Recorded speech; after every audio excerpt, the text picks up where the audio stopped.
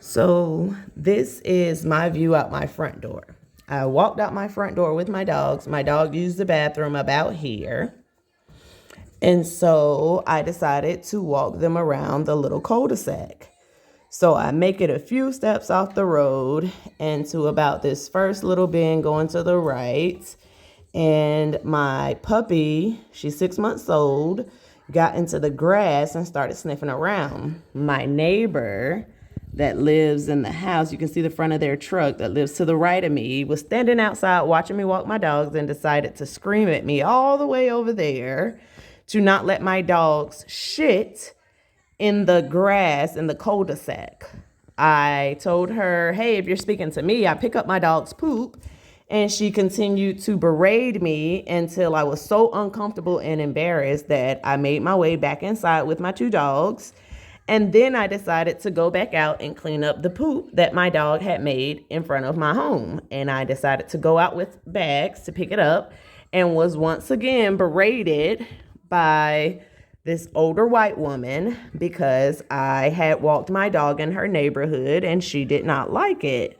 And I'm just confused as to when people became so entitled that they get to dictate where others walk their animals.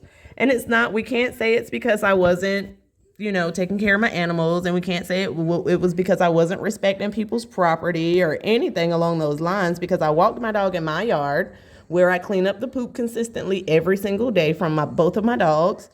And in the cul-de-sac, my dogs usually don't poop because I let them poop in my yard, but they usually don't poop. But of course, if they do, I clean it up. I always take bags when I walk my dogs. And so today just made me so uncomfortable, and I'm absolutely livid that this is an experience that I had here, because I actually really liked living here. And now I know that every time I walk my dog, I'm going to be self-conscious and concerned and worried that I will be accosted and berated and embarrassed by my neighbor because of my skin color. I'm actually the only black person at the end of this cul-de-sac. Every other house and apartment is all people of Caucasian background. So it's definitely very disheartening to come and experience something like this, but I still will continue to walk my dogs every day and be a good, loving pet owner like I always have. I'll continue to pick it up like I always have and be respectful of other people's property. I would just like to say that this is something that we, and when I say we, I mean black people, have to deal with on a regular basis, just minding our business, taking care of our day-to-day things, and being told what we can and can't do because our skin color is different from the person that's telling us what to do.